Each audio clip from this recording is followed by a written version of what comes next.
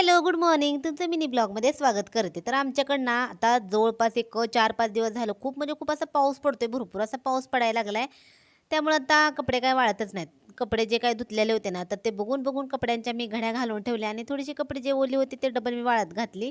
नंतर आता झाले संध्याकाळच्या स्वयंपाकाचं टाईम. तर संचितचं स्कूलमधून आल्यानंतर जो काही टिफिन वगैरे असतो ना, तर तो मी आता जे काही खाल्लंय ते पोहे दिले मी आज त्याला टिफिनला. तर पोहे काही खाल्ले नव्हते तसाच घेऊन आलता. त्यामुळं टिफिन घासून घेतला, चहा केलता, चहाचा कप वगैरे पण ते घासून ठेवले. दुपारी चहा केलता तर त्याचा कप होता. नंतर आता चालली आहे स्वयंपाकाची तयारी. तर स्वयंपाकामध्ये मी कांदा करणार होते असा जरासा थोडासा वेगळ्या पद्धतीनं. तर मी सगळ्यात पहिले तर कांदा आहे तर कट करून घ्यायला लागले आणि नंतर मग पटकन पहिल्यांदा मी कांदाच करून घेणार आहे. कांदा करून झाल्यानंतर मग भाकरी करायच्या आहेत. तर एकदम सिंपल असं बनवते. अशा पद्धतीने पण केल्यावर छान लागतोय.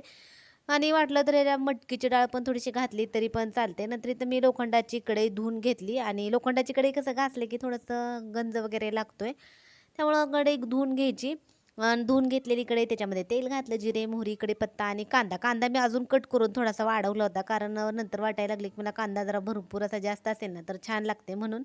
नंतर कांदा छान लालसर असा भाजत आला की त्याच्यामध्ये मी थोडासा किचन किंग मसाला, हळद आणि इथं आहे चटणी. तर ती चटणी घालायची, सगळं व्यवस्थित मिक्स करून घ्यायचं आणि नंतर मी थोडीशी मटकीची डाळ पण घातली होती आणि कोथिंबीर वगैरे घातली का एका साईडला छान अशी उकळी येण्यासाठी मी साईडला ठेवलं होतं. लगेचच आता मक्याच्या भाकरी करते मी.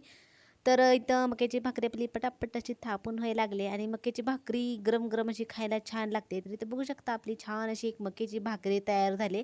तर मी मटकीची डाळ ना थोडीशी वेगळ्या पद्धतीने करते. आता तुम्हाला वाटेल हे काय? तर काय झालं 2-3 दिवसाचा व्हिडिओ आहे बरं का. त्यामुळे माझ्या काही लक्षात नाही मी काय केलं होतं. आता बघत-बघत मला समजायला लागलं की मटकीची डाळ केलती मी आणि मग मटकीच्या डाळीमध्ये शेंगदाण्याचं कूट न घालता मी ना बाजरीचं पीठ घातलं होतं. बाजरीच्या पिठात 1 चमचा बाजरीचं पीठ घ्यायचं, त्याच्यात थोडंसं पाणी घालायचं आणि ते पीठ घातलं ना, एकदम छान असा रस्सा लागतो. एकदा करून बघा. शेंगदाण्याचं कूट न घालण्यापेक्षा ते घाला. आता मध्येच मला चहा पिऊ वाटायला लागलं, त्यामुळे मी माझ्यासाठी केला होता चहा. चला तुम्हाला आजचा छोटासा मिनी ब्लॉग कसा वाटला ते नक्की सांगा. चला तर मग बाय.